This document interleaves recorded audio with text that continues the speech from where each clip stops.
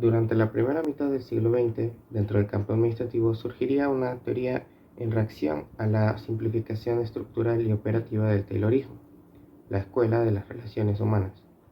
Esta otorga una mayor importancia al hombre y su conducta como el punto de partida de la administración, ya que postula la necesidad de mejorar las relaciones humanas a través de la aplicación de ciencias de la conducta a la administración, especialmente la psicología. Este enfoque trata de desarrollar un concepto más humano de la naturaleza de la administración, donde el punto de vista del hombre-máquina de la ingeniería es sustituido por el del hombre que merece un trato de justicia y dignidad. Es una teoría de la administración que fue liderada por Elton Mayo y surgió alrededor de 1920 y 1930. Sus principales aspectos y consecuencias. 1. Enfoque en lo humano. La teoría de las relaciones humanas marcó un cambio radical al dejar de ver a las empresas como máquinas para enfocarse en el factor humano. Esta teoría demostró que los factores sociales y psicológicos de los empleados tienen una gran influencia en la productividad. 2. Respuesta a la necesidad. Este cambio surgió por la necesidad de humanizar y democratizar la administración, junto a la creciente influencia de ciencias humanas como la psicología y la sociología aplicadas al mundo empresarial. 3. 3. Nuevo paradigma. El surgimiento de esta teoría fue un cambio de modelo crucial en la administración, ya que reaccionó contra las teorías clásicas y marcó un giro significativo de los factores materiales a los psicológicos y sociales como elementos clave para la productividad. El humanorelacionismo se desarrolló principalmente entre 1920 y 1955. Sin embargo, para comprender mejor la escuela de las relaciones humanas, es necesario ubicarse en el contexto de Estados Unidos tras los sucesos de la Primera Guerra Mundial, ya que los cambios ocurridos en el panorama social, económico, político y tecnológico introdujeron variables nuevas en el estudio administrativo. Con la llegada de la Gran Depresión económica, se intensificó la búsqueda de la eficiencia en las organizaciones.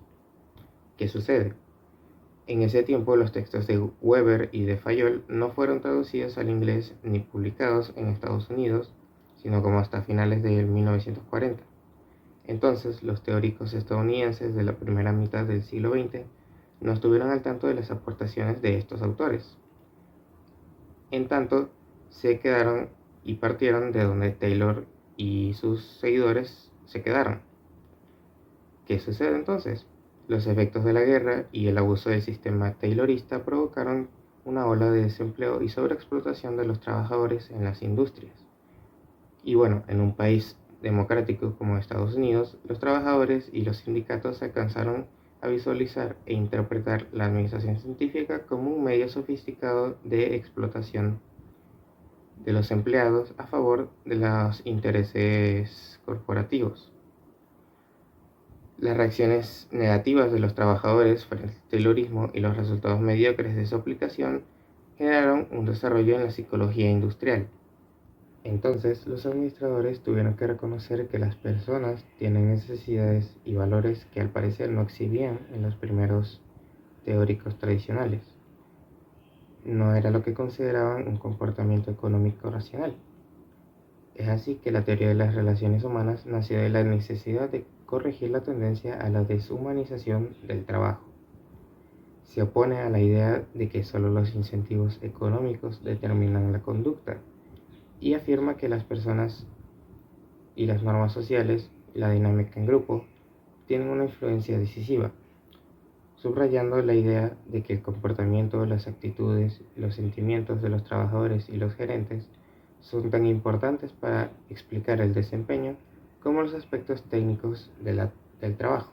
Si bien la teoría de las relaciones humanas se desarrolla principalmente entre los años 20 y 50, como había mencionado antes, ya incluso desde finales del siglo XIX y principios del siglo XX, a mitad de la teoría clásica y anticipándose a la teoría de las relaciones humanas, hubo muchos autores que, a pesar de defender los principios clásicos, reconocieron la importancia que tenían las personas para el éxito de la organización.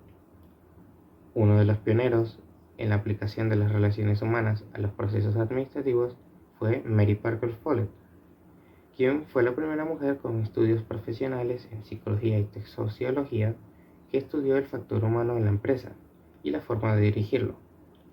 Si consideramos a Frederick Taylor como el padre del pensamiento administrativo, Mary Parker Follett es la madre del mismo. Ella decía que las organizaciones y su dirección están en conflicto permanente. Sin embargo, lo consideraba como algo bueno, pues el conflicto es una fuente importante de información a las diferentes visiones de cómo se resuelven los problemas. Follett consideró que lo esencial del trabajo directivo está en el uso de la autoridad y su forma de coordinar al grupo humano. En sus palabras, si los trabajadores poseen los conocimientos pertinentes, entonces deberían tener el control del proceso de trabajo y los administradores deberían comportarse como instructores y facilitadores, no como supervisores. Las aportaciones de Follett ayudaron a modificar el concepto mecanicista tayloriano y que solo veía a las personas como engranajes y autómatas. Abrió la puerta a nuevas posibilidades del desarrollo de la empresa para aprovechar el conflicto de los coordinados o áreas funcionales en cada empresa. Otro personaje importante fue Hugh Munsterberg, quien sugirió el uso de pruebas psicológicas para mejorar la selección de personal, introdujo conceptos de la teoría del aprendizaje para la capacitación de empleados y el estudio del comportamiento humano para determinar las técnicas más eficaces para motivar a los trabajadores. Sus contribuciones fueron tan valiosas que llegó a conocérsele como el padre de la psicología industrial. También tenemos a Chester Barnard, quien consideraba que las organizaciones son sistemas sociales y que, para que éstas sean efectivas, requieren de la cooperación de los empleados, pues son personas que interactúan en relaciones sociales. Su tesis principal es: una empresa que solo podrá funcionar en forma eficiente y subsistir si las metas de la organización quedan en equilibrio con los propósitos y las necesidades de los individuos que trabajan en ella. Él subrayaba la dependencia que existe entre la organización y los inversionistas, proveedores, clientes y otros grupos de interés exterior. El experimento Hawthorne y su descubrimiento clave. El principal evento que impulsó esta teoría fue la serie de experimentos Hawthorne que se llevó a cabo entre 1924 y 1933. Algunos de estos experimentos incluyeron el estudio de la iluminación con el objetivo de determinar la relación entre la intensidad de la luz y la eficiencia de los obreros, estudio del banco de cables, donde se exploró cómo la estructura social y las normas de grupo afectaban la producción. Objetivo inicial. El objetivo era determinar la relación entre la intensidad de la iluminación y la eficiencia de los obreros. El resultado sorprendente. Las pruebas demostraron un aumento de la productividad en los grupos de control y de prueba, incluso cuando la iluminación disminuía. Esto reveló que otros factores como las interacciones sociales y la sensación de ser valorado jugaban un papel crucial en la productividad. A partir de estos resultados, se desarrolló el gran efecto Hawthorne, que sugiere que las personas modifican su comportamiento cuando están siendo observadas o se les presta una atención especial. A partir de los experimentos de Hawthorne se desarrollaron múltiples estudios sobre los aspectos sociológicos y psicológicos del individuo y los grupos de trabajo. Nació el neo-humano relacionismo, que parte del supuesto de que la administración debe adaptarse a las necesidades del personal y fundamentarse en sus motivaciones, ya que es determinante para el éxito de la empresa. Otros autores contribuyentes en esta teoría fueron Kurt Lewin, por ejemplo, quien definió el liderazgo como la capacidad de influir en otros para el logro de objetivos. Su trabajo sentó las bases para las técnicas de equipos de trabajo y el desarrollo organizacional. También tenemos a Abraham Maslow, quien propuso la jerarquía de las necesidades humanas. Permitió a los administradores comprender que la motivación en el trabajo no solo se satisface con incentivos económicos, sino también con la posibilidad de crecimiento personal, el reconocimiento y la pertenencia. Y, entre otros, tenemos a Francis Likert, quien continuó la línea de McGregor, viendo que la organización como un proceso relativo, sin sin normas específicas para todas las situaciones. Él propuso dos tipos de supervisión, una orientada al trabajo, similar a Taylor, y una orientada hacia los miembros de la organización, la cual enfatiza los aspectos humanos y los objetivos finales sobre los métodos. Los principios fundamentales de la teoría. La organización como un sistema social. Esta teoría no ve a las organizaciones como estructuras mecánicas, sino como un sistema social compuesto por múltiples grupos de personas. La motivación más allá del salario. Uno de los principios centrales de esta teoría es que la motivación de los trabajadores no se centra únicamente en incentivos económicos, sino también en el ser reconocidos, escuchados y la necesidad de pertenencia. El liderazgo y la comunicación. Se enfatiza la necesidad de un liderazgo democrático con la capacidad de comprender y comunicarse eficazmente con los empleados. La comunicación abierta y efectiva es clave para un buen ambiente de trabajo y el surgimiento de ideas o estrategias. Los grupos informales. La teoría reconoce que los grupos informales dentro de la empresa influyen de manera considerable en el comportamiento y las actitudes de los empleados. Las principales ventajas y desventajas de la teoría. Sus ventajas. 1. Mayor productividad. Esta demostró que la productividad está determinada por la interacción social y el clima laboral. 2. Mejora del clima laboral y el desarrollo del personal.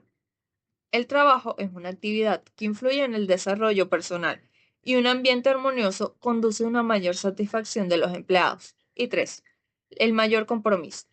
El fomentar la participación y el sentido de pertenencia genera que los trabajadores se sientan valorados y más apegados a la organización, lo que crea un compromiso más duradero que los incentivos financieros. Sus desventajas. 1. La visión simplista e incompleta. Fue criticada por ser muy simplista al no considerar la visión completa de factores complejos como los conflictos o las dinámicas de poder. 2. Énfasis excesivo en lo irracional. Se centró demasiado en los aspectos emocionales y subjetivos, dejando de lado la importancia de la estructura y la racionalidad. 3. Dificultad para medir los resultados. Al trabajar con conceptos intangibles, la medición de resultados presenta un alto nivel de dificultad. 4. La dependencia del efecto Hawthorne. La principal crítica es que el aumento de la productividad en el experimento se debió a la atención recibida por los trabajadores, lo cual fue percibido como una sutil forma de manipulación. La teoría, a pesar de sus desventajas, deja un legado de varias ventajas que la convierten en un pilar conceptual importante para la administración moderna. Su influencia duradera y sus principios como el fomento de la motivación y el compromiso, el liderazgo participativo y la comunicación creativa y efectiva son prácticas que se emplean actualmente. Su perspectiva humana. La teoría ofrece una perspectiva humana que ayuda a la administración moderna a enfrentar el desafío de la tecnología y la eficiencia no deshumanicen el trabajo hoy en día. El enfoque conductual. El enfoque conductual de la teoría ha modelado la forma en que las organizaciones se manejan hoy en día, desde cómo los gerentes diseñan los trabajos hasta cómo los empleados se comunican entre sí y trabajan en equipo. La teoría de las relaciones humanas, también conocida como la Escuela Humanística de la Administración, no fue una teoría más, sino un cambio fundamental que redefinió la esencia del éxito empresarial. Al centrarse en la ecuación humana, demostró que el verdadero éxito de una empresa radica en el bienestar, la motivación y el trato digno de sus empleados. De esta forma, la teoría le otorgó al administrador un papel crucial de el líder, comunicador y motivador en lugar de un jefe autoritario.